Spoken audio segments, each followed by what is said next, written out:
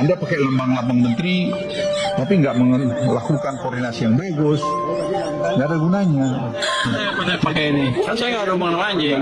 Pembinanya Pak, pembinanya. Komando Pak. Jangan Bapak bisa ngomong di. Ini, ya, ini anjing takut. Bisa. Ditanya presiden, kau ikut Luhut ya? Selama ini dia bilang, enggak Pak Presiden. Yang tidak merah putihnya, yang Luhut versi merah putihnya saya ikut. Yang tidak merah putih saya nggak tahu. Apa lagi ini? Kadang-kadang saya nggak ngerti bicara. Jadi kalau kita saran saya, kalau kita nggak ngerti datanya, nggak usah komentar dulu. Nanti cari datanya baru berkomentar. Nah, seperti kita ribut soal apa WUS. WUS itu masalahnya apa sih? WUS itu kan 3 restructuring aja. Siapa yang minta APBN? Tak ada yang pernah minta APBN. Restructuring, saya udah bicara dengan Cina karena saya yang dari awal mengerjakan itu. Karena saya nerima sudah busuk itu barang. Kemudian kita coba perbaikin, kita audit BPKP. Kemudian kita berunding dengan Cina. Dan Cina mau untuk melakukan, tapi kemarin pergantian pemerintah agak terlambat. Sehingga sekarang perlu nunggu Kepres supaya timnya segera berunding. Dan sementara Cinanya sudah bersedia kok, nggak ada masalah. Apa yang nggak bisa diselesaikan kalau kita kompak?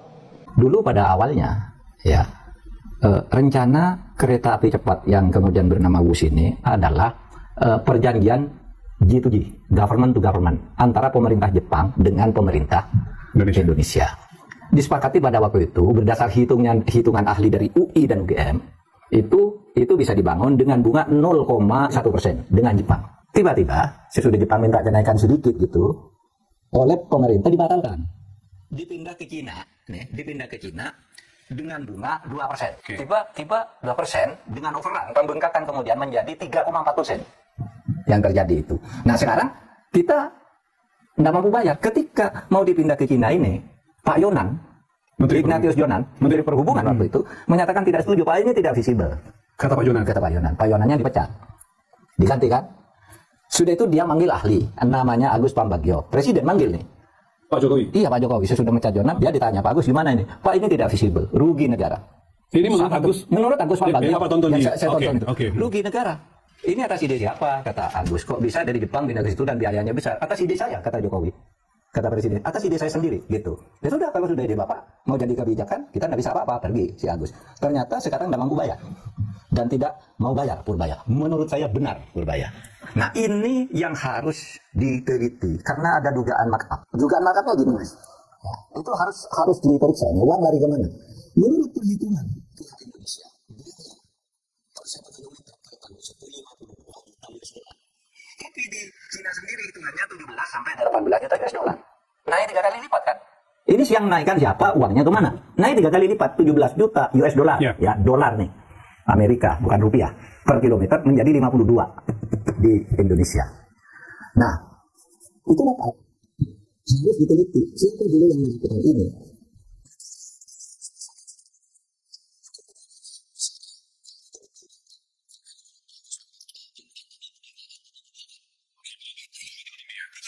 Harganya dulunya hanya disebutkan 17 sampai 18. Kok sekarang jadi 53 juta US dollar dari 17-18 yang diproduksi oleh China. Nah ini harus dilidiki. Kalau itu benar terjadi, maka itu pidana, harus dicari. Sekarang tidak APBN gimana Pak? Tanggapannya WUS yang sekarang tidak pakai APBN gimana Pak? WUS Pak, WUS. Kereta cepat Pak, gimana Pak? Tanggapannya Pak? Sekarang kan udah nggak pakai APBN Pak. Gitu Pak. Harapan untuk Pak masukan Pak. Iya Mas.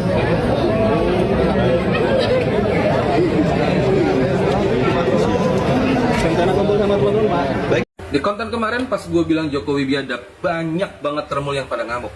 Bahkan banyak yang sampai DM Instagram sama TikTok gue dengan ancaman, caci maki, sama bonus ilmu pengetahuan tentang nama-nama binatang. Yang intinya pada nggak terima dengan kritik gue tentang kerugian kereta cepat. Nggak ada masalah buat gue. Dan sekarang silakan lu semua, terutama para termul, baca sendiri berita ini. Proyek kereta cepat emang udah busuk dari awal. Pertanyaannya, kalau dari awal udah tahu busuk, kenapa diterima? Nggak usah alasan lebih milih Cina karena ada transfer teknologi. Itu bullshit semua. Sekarang teknologi apa yang udah ditransfer? Ada nggak? Sampai sekarang, kalau mau pakai teknologi Cina, seringnya kita juga masih beli kok. Apa ngapain ditransfer? Woi Joko Widodo, kalau udah tahu busuk, kenapa diterima? Tanggung jawab dong. Jangan ngeles mulu. Publik berhak mendapatkan penjelasan. Apa lo? Saya udah bicara dengan Cina karena saya yang dari awal mengerjakan itu, karena saya terima sudah busuk itu barang. Opung. Sudah tahu barang itu bermasalah. Sudah rusak. Anggarannya membengkak. Utangnya tambah banyak. Kok bisa-bisanya Opung terima? Gimana logikanya itu, Pung? Bahkan Opung Luhut mengakui dirinya terlibat sejak awal pengerjaannya. Sudah tahu barang itu rusak, bermasalah, kok bisa diterima? Hah? Pantesan aja lah ya, Opung Luhut ini dikasih banyak jabatan oleh Pak Jokowi. Karena menerima dan mendukung penuh proyek kereta api cepat, WUS ini. Sementara para pejabat, menteri yang tidak mendukung, yang menolaknya, dipecat, dicopot, diberhentikan. Parah ya. Sudah tahu barang rusak bermasalah, diterima. Yang tidak terima, dipecat. Apa lagi ini? Kadang-kadang saya nggak ngerti bicara. Jadi kalau kita saran saya, kalau kita nggak Aduh Pung, istirahatlah. Sudah kepala 7, apa lagi yang kurang Pung? Nikmati aja usia pensiun. Ya, Opung yang mengatakan kepada Andi Noya dan Rosiana Silalahi, saya tidak mau lagi menjabat. Saya dan istri sudah komit untuk pulang kampung dan mengurus riset center.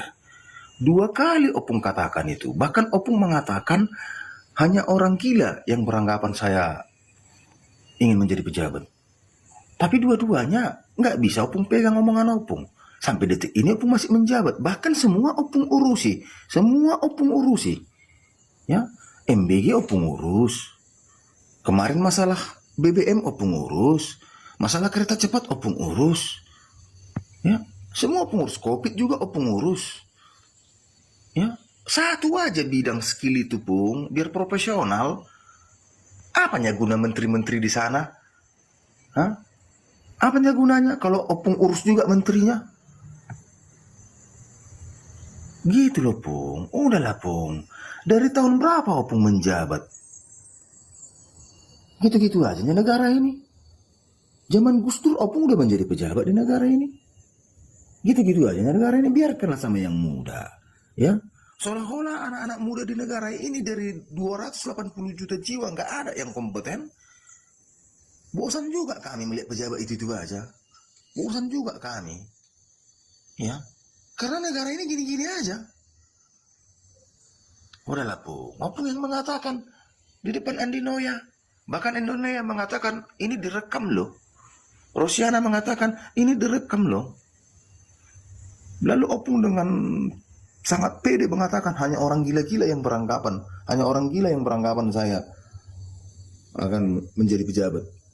Nyatanya sampai detik ini Opung masih menjadi pejabat. Capek loh Pung. Ya, stres loh Pung. Ya, kepala 7 itu harusnya udah di kursi goyang. Ya, melihat laporan perusahaan. Ya, melihat anak cucu. Ya, itu adanya Pung. Mau Opung stres mikirin negara ini? Hah? Nggak cocok sama Opung gertak. Saya mantan militer. Nggak boleh gitu Pung. Opung pejabat sipil. Nggak cocok sama Opung, nanti saya persulit. Saya juga bisa membuat sulit hidup. Nggak boleh gitu Pung. Pejabat sipil loh Pung. Hah? Rakyat yang menggajimu loh Pung. Bukan Bapak Prabowo yang menggajimu. Rakyat, uang rakyat. Semua fasilitas yang Opung terima itu uang rakyat. Gitu loh Pung. Opung pejabat sipil loh. Bukan militer lagi. Seandainya Opung militer, lalu bebas Opung menggertak-gertak orang. Justru kalau Opung membawa emblem militer, ya, nama militer, harusnya melindungi rakyat, melindungi orang. Gitu loh Pung ya. Udahlah Pung, istirahatlah Pung. Kepala 7 Pung. Ya, istirahatlah Pung. Jangan semua urusi Pung. Ya biarkan yang muda-muda ini. Bosan juga kami Bung, 30 tahun lebih. Pak Jokowi kan pernah membatalkan juga. Proyeknya dibatalkan tadinya 2015. 2015 dibatalkan, jadi ditolak yang namanya FS Feasibility Study dari Jepang maupun dari China. Tapi dalam beberapa hari China itu merevisi sehingga on lagi. Boleh jadi ini cara untuk China masuk. Seolah-olah kan ini udah dibatalkan. Lantas dalam waktu beberapa hari China sigap gitu keluar dengan rencana yang komprehensif itu di akhir atau pertengahan September 2015. Itu yang diterima. Jadi barangkali itu cara aja untuk menyingkirkan Jepang. Siapa sebenarnya yang paling bertanggung jawab sih selain presiden ya? Karena dia adalah pengambil keputusan tertinggi. Ini kan ada rilis dari istana. Lantas press conference oleh Menko Perekonomian Pak Darmin. Kenapa dibatalkan? Karena jaraknya terlalu pendek. Kemudian macam-macam lah ya, yang ongkosnya terlalu mahal dan pemerintah meminta agar kecepatan keretanya dikurangi dari 350 kilo yang didesain itu maksimum menjadi 150 sampai 200 km per jam untuk mengurangi ongkos, karena ongkosnya kan mahal. 5, sekian awalnya itu bisa menghemat 30% itu dari pemerintah bilangnya. Tapi tiba-tiba keluarlah keputusan Pak Jokowi untuk mengonkan kembali dan menyerahkan tanggung jawab proyek ini dari Kementerian Teknis yang harusnya ngurusin kereta api ke Rini Sumarno sebagai Menteri BUMN. Jadi menurut saya jangan cari siapa yang bertanggung jawab. Jokowi 100% bertanggung jawab, terlepas dari siapa yang membisikkan. Alasan Pak Jokowi waktu itu, saya waktu ke China, karena pada bulan Maret 2015 Pak Jokowi itu ke Jepang dan ke China. Nah waktu ke China itu diajak sama Xi Jinping naik kereta cepat. Enak, kita harus punya begitu. Jadi mimpi aja Pak Jokowi ini. Ada sebetulnya kajian itu dilakukan oleh konsultan independen, tapi hasilnya tidak dipublis karena nggak cocok dengan keinginan. Saya kebetulan bicara sama teman-teman pemerintah juga kan, Pak Luhut juga saya bicara, sama deputinya saya bicara, dengan Wamen BUMN yang bertanggung jawab untuk urusan kereta api dibicara. Nah mereka ini mengatakan, mereka itu jangan Pak Luhut atau siapa gitu, saya samarkan namanya. Mereka ini mengatakan, ya ini kita cuci piring. Ini orang pemerintah. Iya, cuci piring karena prosesnya tidak benar. Bahkan kan menterinya menolak. Menteri Pak Jonan itu menolak. Dia tidak setuju dan tidak memberikan izin. Waktu groundbreaking itu belum ada izinnya. China itu kan multidimensi ya, artinya bukan satu entitas gitu. Jadi ada perusahaan yang baik, ada perusahaan yang jelek, sama dengan di kita.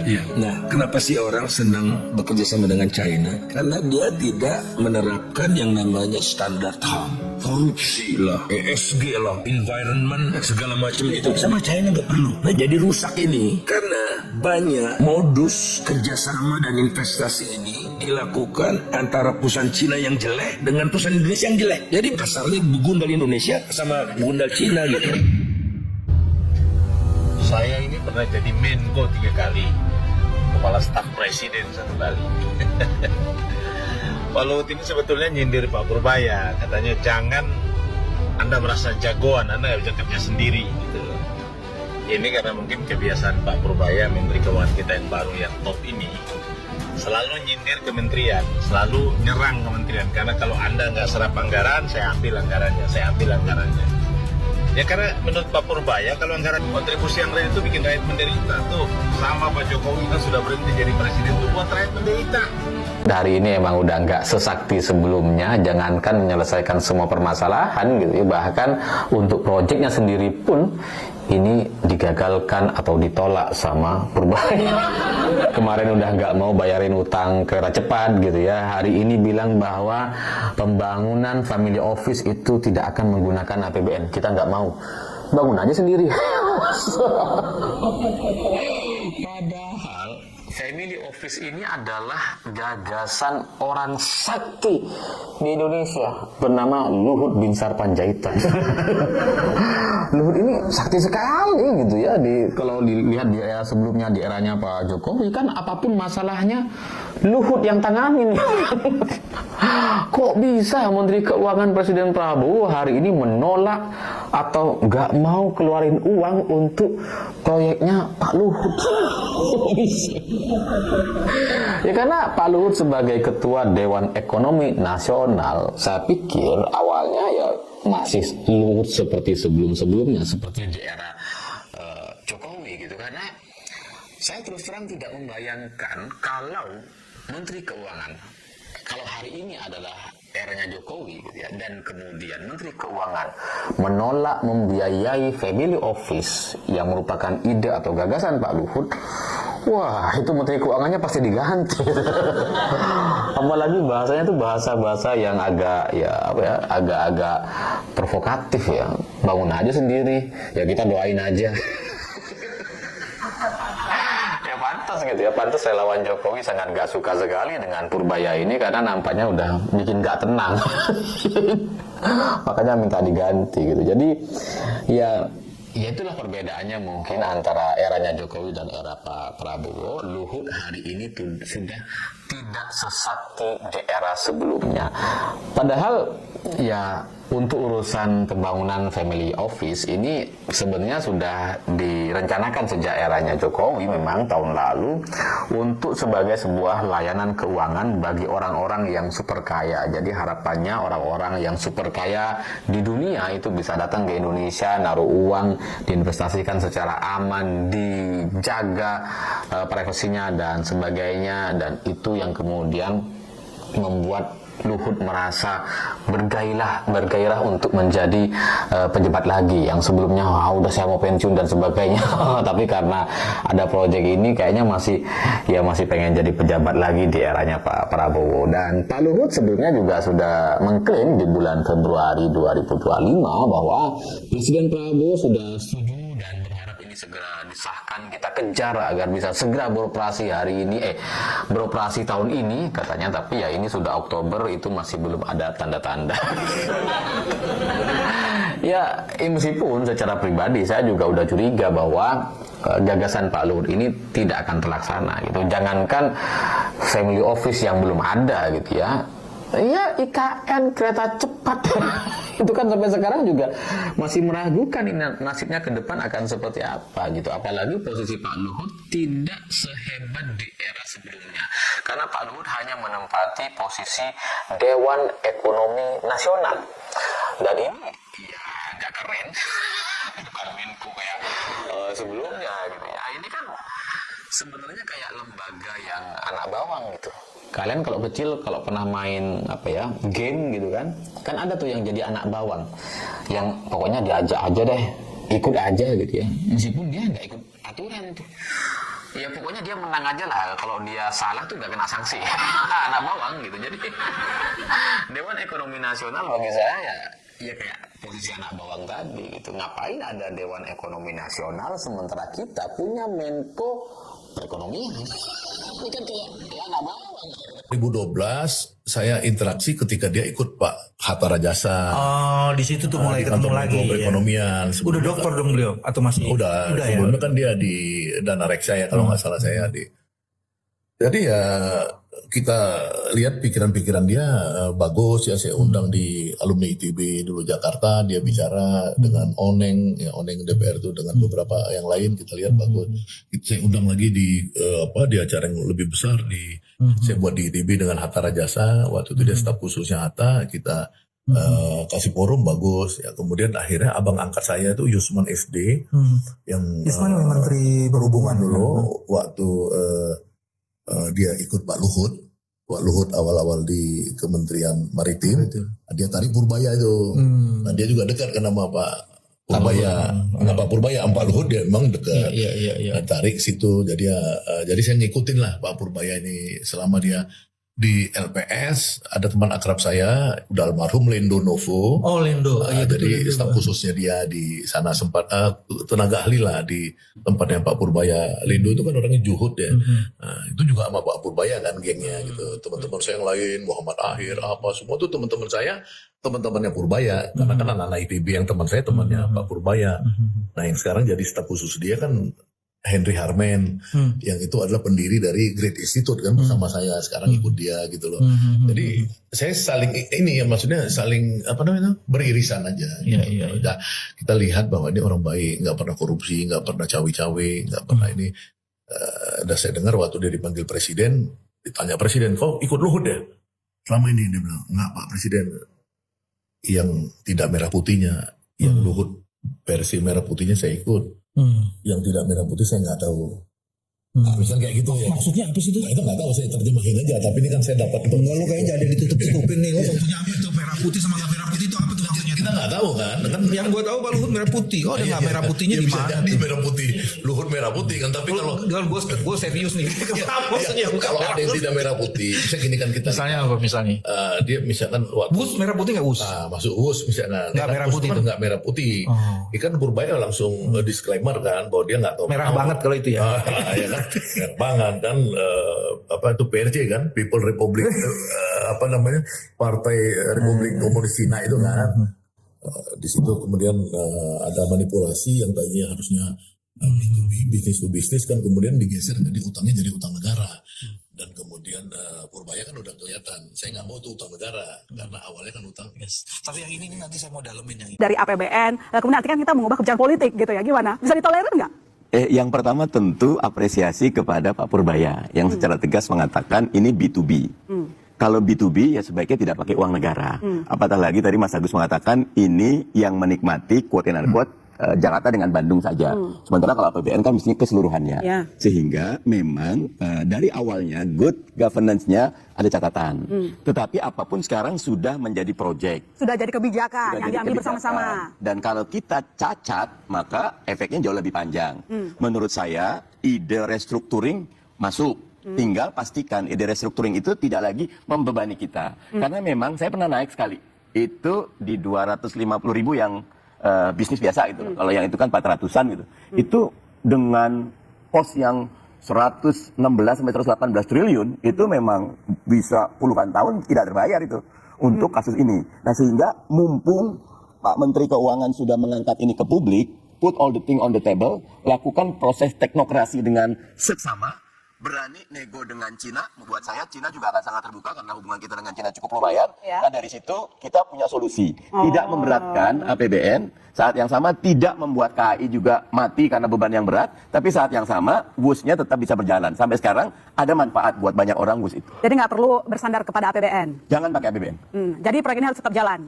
Harus jalan karena sudah ada. Kalau kita mau bongkar-bongkar lagi bisa. Tetapi buat saya ketika kita bongkar-bongkar ulang, yang terjadi bahkan kita akan tetap berhadapan dengan kontrak. Oke. Kontrak itu berlaku universal.